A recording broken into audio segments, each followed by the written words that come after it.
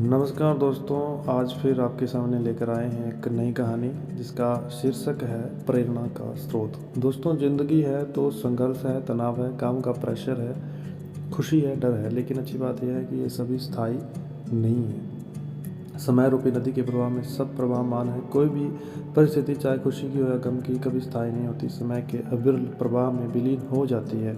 अगर आप किसी अनजान निर्जन रेगिस्तान में फंस जाएं, उससे निकलने का एक ही उपाय है, बस चलते रहें। अगर आप नदी के बीच हाथ जाकर हाथ पैर नहीं चलाएंगे तो निश्चित ही डूब जाएंगे। जीवन में कभी ऐसा क्षण भी आता है जब लगता है कि बस अब कुछ भी बाकी नहीं है। ऐसी परिस्थिति में अपने आत्मविश्वास और साहस के साथ सिर्फ डटे रहें, क्योंकि हर मुश्किल का हल होता है, आज नहीं तो कल होता है। एक बार एक राजा की सेवा से प्रसन्न होकर एक साधु ने उसे एक ताबीज़ दिया और कहा कि राजन, इसे अपने गले में डाल लो और ज़िंदगी में कभी ऐसी परिस्थिति आए कि जब तुम्हें लगे कि बस अब तो सब खत्म होने वाला है, परेशानी के भंवर में अपने को फंसा पाओ, कोई प्रकाश की किरण नज़र ना आ रही हो, हर तरफ निराशा और हताशा हो, तब तुम इस ताबीज़ को खोलकर इसमें रखे कागज़ को पढ़ना, उससे पहले नहीं।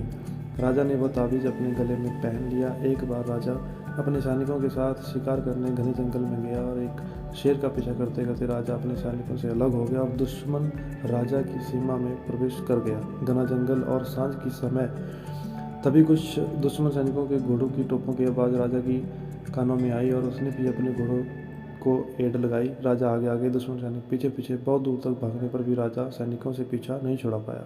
भूख प्यास से बेहाल राजा को तभी घने पेड़ों के पीछे गुफा दिखी और उसमें सांस रोककर खुद को और अपनी सेना को छुपा लिया। दुश्मनों से घिरे हुए अकेले राजा को अपना अंत नजर आने लगा। उसे लगा कि बस कुछ ही क्षणों में दुश्मन उसे पकड़कर मौत के घाट उतार देंगे। वो जिंदगी से निराश हो ही गया था कि उसका हाथ अपने ताबीज़ पर गया और उसे साधु की बात याद आ गई। उसने तुरंत ताबीज़ को खोलकर कागज़ को बाहर निकाला और पढ़ा। उस पर्ची पर लिखा था, यह भी कट जाएगा। राजा की अचानक ही जैसे घोर अंधकार में एक ज्योति की किरण दिखी।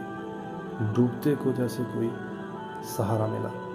उसे अचानक अपनी आत्मा में एक अकथनीय शांति का अनुभव हुआ। उसे लगा कि सचमुच यह भयावह समय भी कट जाएगा। फिर मैं क्यों चिंतित हूँ? अपने प्रभु और अपने पर विश्वास रख, उसने स्वयं से कहा कि हाँ, यह भी कट जाएगा। और हुआ भी यही। दुश्मन के घोड़ों की पैरों की आवाज़ पास आते आते दूर जाने लगी। कुछ समय बाद वो शांति छा गई। राजा रात में गुफा से निकला और किसी तरह राज्य में वापस आ गया।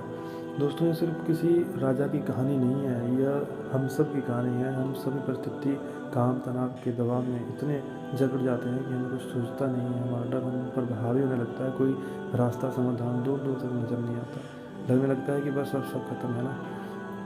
जब ऐसा हो तो 2 मिनट शांति से बैठिए, थोड़ी गहरी गहरी सांस लीजिए, अपने आराध्य को याद कीजिए और स्वयं से जोर से कहिए, यह भी कट जाएगा। आप देखिएगा, एकदम से जादू सा महसूस होगा और आप उस परिस्थिति से उबरने की शक्ति अपने अंदर महसूस करेंगे। आजमाया हुआ है, बहुत कारगर है। आशा है जैसे ये सूत्र मेरे जीवन में मुझे प्रेरणा देता है, आपके जीवन में भी प्रेरणादायक सिद्ध होगा। धन्यवाद। कहानी सुनने के लिए बहुत बहुत धन्यवाद प्यारे दोस्तों। कृपया चैनल को सब्सक्राइब और शेयर करें ताकि हम और भी अच्छी अच्छी कहानियाँ आपके लिए प्रस्तुत कर सकें। जय हिंद।